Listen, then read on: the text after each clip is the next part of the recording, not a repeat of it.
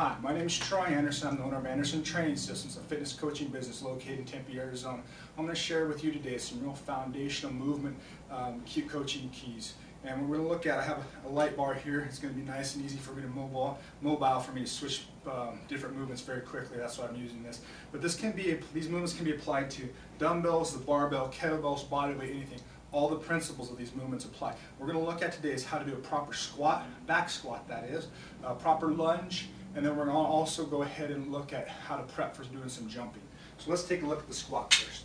Since the most common squatting movement is going to be a barbell back squat, especially for those of you that may be athletes or any other people that may be gym goers for that matter, is going to be in this position. We want to place the bar nice and high on our back, right kind of on our trap. There's a shelf we can create there. What we're going to do there, once we're there, we're going to have a nice straight and tall posture. We want to have our feet about hip width apart and a lot of weight on our heels. We don't want to be up on the balls of our feet as such. We want to have the heels down. Toes can kind of be slightly turned out, but not clear flat to the floor. From here, we're going to keep a nice tall posture. And what we're going to do is reach back.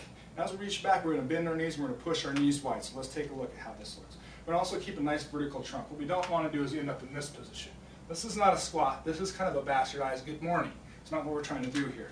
So squat is nice tall. We're going to brace the trunk real solidly, engage our upper back and lat. And as we move back, we're going to push our heels back. We're going to push our knees wide. Ideally, if we can get down, if we have enough hip mobility, if we get down to where our hips are a little bit lower than our knee, or if we placed it, or another analogy would be to place a marble at our knee joint and let it roll back towards our hips, that would be perfect.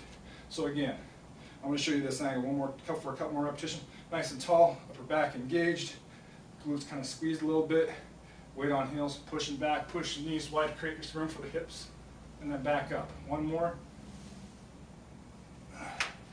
I'm going to show you what it looks like kind of front on. So feet about hip width and back up. Eyes always on the horizon, trunk braced. Nice big inhale before you go down, so be letting out at the top. It's going to help you get some more stabilization to your spine, especially those of you that might be using a little more load. So again, a couple more reps here. It's really critical to push your knees wide and not toe out. So again, coaching cues for the squat. Nice tall trunk, upper back, real good posture. Brace the trunk, weight on heels, push back, knees wide. Now let's take a look at the lunge. We're going to go ahead and look at a back lunge with barbell. Pretty simple drill. A lot of the same cues apply for the lunging. We're going to step forward. Many of us take too short of a step forward. We're going to step and break this down into two-part movement. Step out. Once we're out, this becomes a vertical movement. Again, upper back engaged, trunk tight. We're not going to be loosey-goosey. We want to be nice and tall. A lot of weight on our front heel. We're always going to keep this front heel flat. We don't want to be up on the ball of our foot. What we're going to do is try to drop our right hip towards our right heel in this instance. And we're really going to engage, I'll show you here in a second, the offside glute. From here, we're just going to keep our trunk over our pelvis, come up, and then come back. So out, chest tall, weight on the front heel, squeeze the backside cheek, and back. Out. This allows you to get the most muscular involvement from your upper leg muscle, and it allows you to not create too much or too great of a shear at the lower leg. So again, let's take a look at the other angle so you can see the backside leg. Here. Squeezing this squeeze my left cheek really hard. Should give me a good stretch on the front side of this back leg. And down. So we're going to get a kind of a dynamic flexibility and a strength movement out of it. There and down.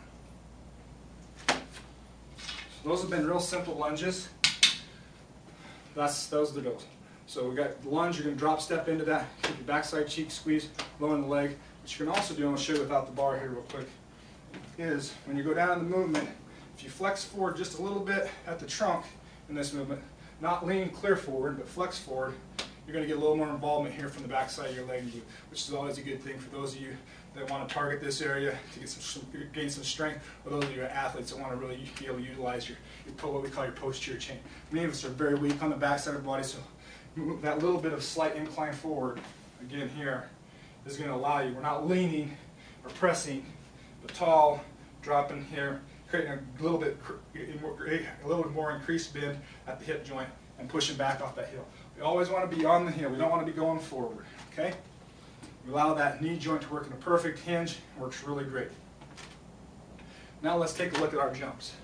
I'm just going to show you a real simple squat jump. I'm going to show you a way that I like to prep for doing the squat jump. I like to prep by doing an isometric squat hold and then go into the squat jump. So here's kind of what it'll look like.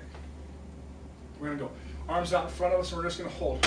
We're trying to use our glutes, hamstrings, and our quads to hold us up in this position. I want to hold this position for about 20 or 30 seconds. Basically just to get you prepped, get your nervous system ready to do jumps, get that area of the body that's going to do most of the work, both creating force upward and absorbing in the downstroke for your jumping. Once we've done that, I like to have people cock and then we're going to extend, okay? And as we land, we're going to come back out here to counterbalance us. That's going to kind of give us a cue to push our hips back. If our arms go out, our hips almost naturally go back, and that's what we want to do. We want to absorb the landing with not just our knees. Many people land real straight-legged or knees and they land loudly. What you want to do is get hips back and absorb. So here's what it's going to look like. Cocked, jump, and land. Okay, one more time. And land. I'll show you one more. Try to be as quiet as I can. Cock, and land. What many people, I'm going to show you a few keys for many people. They're going to land, and they're going to land kind of straight-legged. We don't want to ever land straight-legged, or with our knees only. Here, what we want to do is cock, explode, and land again, absorb. Explode, land again, absorb. We want to try to get as straight as we can up, and then get quickly back down. That's why doing jumps is very challenging, but very, very beneficial if you can do them well. You want to use this upper leg musculature in our butt as well to help us absorb those movements. So again, if you don't want to land straight-legged and you don't want to land with knees only, what you want to do is get that hip back and slow you down. Last couple repetitions so you get another little different bit of an angle here. Cock, jump, good. You're letting your legs act like a shock absorber. So those have been our 3 real critical drills that we've learned here today as far as helping people with performing strength movements of the squat and lunge better, and the power movement of just performing general jumps. The principle of absorbing and creating force with the jumps crosses all different kinds of jumps. I just wanted to show you with that simple one. So hopefully you enjoyed this video. If you'd like to see some more or like to stop by and read some articles, please feel free to come by our website, www.andersontrainingsystems.com.